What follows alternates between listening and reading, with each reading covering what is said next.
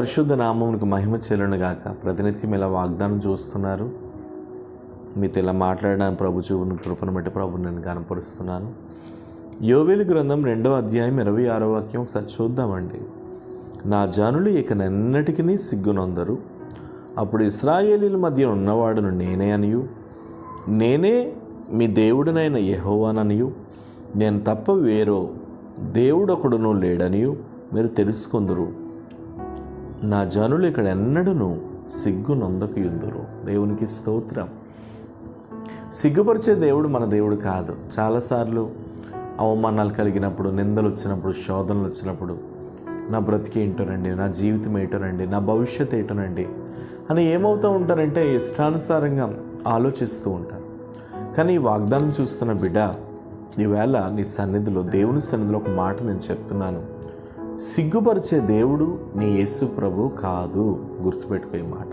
సిగ్గుపరచడు. ఆయన ఎవరిని ఎప్పుడు సిగ్గుపరచడు. ఉదాహరణకు చాలామంది భక్తుల జీవితాల్లో చాలా కార్యాలు జరుగుతూ ఉంటాయి. ఈవెన్ వ్యక్తిగతంగా నా జీవితంలో కూడా నేను వ్యక్తిగతంగా ఎప్పుడైనా సరే ఏదైనా అవసరం కావాలని దేవుని సన్నిధిలో ఉన్నప్పుడు ఎన్ని అద్భుతాలు ప్రభు చేస్తూ ఉంటారు.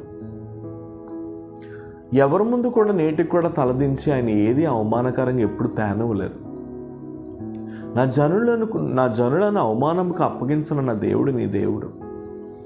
ఎప్పుడు కూడా ఒకవేళ ఈ వాగ్దానం చూస్తున్న మీలో ఎవరైనా అప్పులు ఊబిలో, శోధనల వలయంలో, పిల్లల మాట వినటం లేదని, లేదా నీ బిడ్డ ఎవరినైనా ప్రేమించిందనో, లేదా నీ కుమార్తె ఎవరినైనా ప్రేమించిందనో, నీ కుమారుడు ఎవరైనా ప్రేమించాడనో, లేదా కుటుంబంలో నీ భర్త భయంకరంగా త్రాగుతున్నాడనో, నీ భార్య విరోధంగా మాట్లాడుతుందనో, ఒకవేళ వేరు వేరు ఆలోచనలతో ఒకవేళ ఈ వాగ్దానం నువ్వు చూస్తున్నావేమో.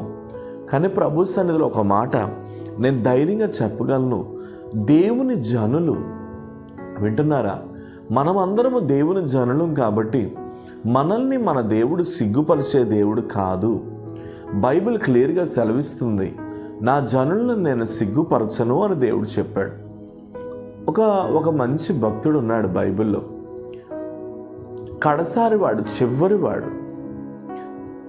ఎంత అంటే తన జీవితంలో ఎంత అంటే అందరి చేత తృణీకరించబడి, అన్నదమ్ముల చేత దెబ్బలు తిని, అదే అన్నదమ్ములు వేరే దేశంలో ఉన్న రాజుకి, సైన్యాధిపతికి అమ్మేసినప్పుడు ఆ ఊరు వెళ్ళిపోయి అమ్మబడిన స్థితిలో అక్కడ నుండి కొన్ని పరిస్థితుల కారణం చేత జైలుకి వెళ్ళి, జైల్లో నుండి విడుదలైన తర్వాత సింహాసనం ఎక్కినటువంటి ఒక చిన్న చరిత్ర బైబిల్ గ్రంథంలో ఉంది. ఎందుకు ఈ విషయాన్ని మీకు గుర్తుకు తెస్తున్నానంటే, ఆ వ్యక్తిని అందరూ ఒంటరిగా విడిచిపెట్టేస్తారు. ఎవరి ప్రేమ లేదు, ఎవరి ఆదరణ లేదు, ఎవరి ఓదార్పు లేదు, ఎవరి సంతోషం లేదు. అందరూ ఒంటరిగా విడిచిపెట్టేశారు. నా బ్రతికేంటి, నా జీవితం ఏంటి అని ఏడుస్తున్నటువంటి భయంకరమైన దుస్థితిలో యేసు ప్రభు వచ్చి తనను ఆదరించాడు. ప్రభువే పడిపోయిన తన ప్రాకారములను తిరిగి కట్టాడు. ప్రభువే పడిపోయిన తన జీవితాన్ని తిరిగి ఆశీర్వదించాడు. చూడండి, సొంత ఇంటి వారే తనని సిగ్గుపరిచేటట్లు కొట్టి, చివరికి వస్త్రాలు కూడా తీసేసి తండ్రి దగ్గర తీసుకెళ్ళి, మన కుమారుణ్ణి భయంకరమైనటువంటి అడవి మృగం ఒకటి తినేసింది అని తండ్రి దగ్గర తీసుకెళ్ళి చెప్పి వస్త్రహీనుడిగా చేసి ఆ తమ్ముడిని అమ్మివేసినప్పుడు కూడా ఎంత అవమానపరచబడ్డాడో ఆ కుమారుడు, ఎంత ఏడ్చాడో ఆ యోసేపు. ఎందుకు ఈ మాట నేను మీతో చెప్తున్నాను అంటే, అందరూ త్రోసివేసినప్పుడు, ఆ సొంత అన్నదమ్ములే తనను వెలివేసి అమ్మివేసినప్పుడు, మనుషులందరూ తనను తృణీకరించి, మనుషులందరూ తనను ద్వేషంగా మాట్లాడినప్పుడు కూడా ఆ కుమారుడు ఎప్పుడు కూడా నా దేవుడు నన్ను చేయి విడిచిపెట్టడు అనే నిరీక్షణతోనే బ్రతికాడు. కానీ నా దేవుడు నన్ను చేయి విడుస్తాడని తనను అపార్థం మాత్రం ఎన్నడూ ప్రభువుని చేసుకోలేదు. ఎందుకు ఈ వేళ మీతో నేను చెప్తున్నానంటే, శ్రమ కలిగినప్పుడు ఆ కుమారుడికి, శోధన కలిగినప్పుడు ఆ కుమారుడికి, తన అన్నదమ్ములు తనను తృణీకరించినా సరే ప్రభువు ఉన్నాడనే ధైర్యంతో బ్రతికాడు. అందుకనే ఆ నమ్మకమే నీతిమంతుడు విశ్వాస మూలంగా జీవించనని వాక్యం చెప్పినట్లుగా ఆ నమ్మకమే ఒకానొక సమయంలో తనను అనేకులకు ఆశీర్వాదకరంగా నిలబెట్టింది. ఏ అన్నదమ్ములైతే తనను తృణీకరించారో, ఏ అన్నదమ్ములైతే తనను అవమానపరిచారో, అదే అన్నదమ్ములు అదే తమ్ముడి దగ్గరికి వెళ్ళి తిండి లేని పరిస్థితుల్లో ఆహారం పెట్టమనంటే ఆ తమ్ముడు వాళ్ళందరికీ ఆహారం పెట్టినట్లుగా చరిత్ర గ్రంథాలు చెప్తున్నాయి. ఈవేళ ఎందుకు ఈ రాత్రి ఈ విషయాలు ఈ ఉదయకాలం మీతో మాట్లాడుతున్నానంటే, ఒక విషయాన్ని మీరు ఎప్పుడు గుర్తుపెట్టుకోండి. మనుషులు మరిచిన మరవని దేవుడు నీ దేవుడు. మనుషులు విడిచిన విడువని దేవుడు నీ దేవుడు. ధైర్యం తెచ్చుకున్న కుమార్తె, ధైర్యం తెచ్చుకున్న కుమారుడా, దేవుడు నిన్ను సిగ్గుపరచనని చెప్తున్నాడు. ఒకవేళ ఈరోజు నీ పరిస్థితి అట్టడుగులో ఉందేమో, ఒకవేళ ఈరోజు నీ పరిస్థితి లేవలేని పరిస్థితిగా ఉందేమో, ఒకవేళ ఈరోజు నీ పరిస్థితి భయంకరమైన దుస్థితిలో ఉందేమో, నిన్ను దేవుడు సిగ్గుపరచనంటున్నాడు. అనేకులకు నిన్ను ఆశీర్వాదకరంగా మారుస్తానంటున్నాడు. అందుకని నమ్మకంగా ప్రార్థన చేయి, నమ్మకంగా ఆరాధన చేయి, నమ్మకంగా దేవుని స్తుతించు, నమ్మకంగా దేవుని కొనియాడు. మనుషులు మరిచిన మరవని దేవుణ్ణి నువ్వు కలిగి ఉన్నావు. అందుకని ఆయన చెప్పాడు కదా, నా జనులు, మనందరినీ దేవుడు ఏమని పిలుస్తున్నాడు తెలుసా? తన జనులం మనం, తన బిడలం మనం. మనుషుల బిడలం కాదు, మనుషుల తాలూకా ఆలోచన కలిగిన వ్యక్తులం కాదు.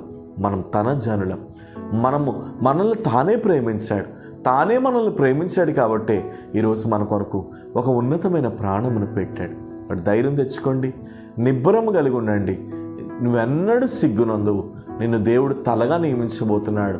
అనేకులకు దీవెనకరంగా నేను మార్చబోతున్నాడు. తలదించుకున్న స్థలంలోనే నీ తలను పైకెత్తి ఒక ఉన్నతమైన కృపను నీకు ఇవ్వబోతున్నాడు. ఒకవేళ ఈ వాగ్దానం చూస్తూ ఉద్యోగం లేక వేదన పడుతున్నావా? ఒకవేళ ఈ వాగ్దానం చూస్తూ ఆత్మీయతలు పడిపోయానని ఏడుస్తున్నావా? ఒకవేళ ఈ వాగ్దానం చూస్తూ గర్భఫలం లేక ఏడుస్తున్నావా? ఒకవేళ ఈ వాగ్దానం చూస్తూ నా బ్రతికేంది ప్రభువా అని ఏడుస్తున్నావా? ఇదిగో నీ కొరకే ప్రభు ఈ ఉదయకాలం దిగివచ్చారు. అనేకులకు నేను ఆశీర్వాదకరంగా మార్చబోతున్నారు. ధైర్యం తెచ్చుకో. ప్రేమ నమ్మకము కలిగిన తండ్రి, ఎంతమంది ఈ వాగ్దానం చూస్తున్నారు? మీ కొరకు బిడ్డలందరినీ నిలబెట్టండి.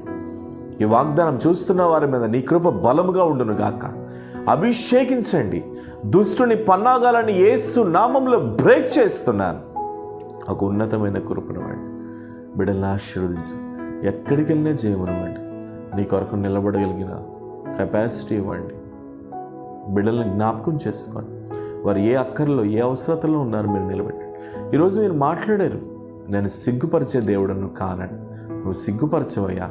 నీ బిడ్డలను ఆశీర్వదిస్తావు.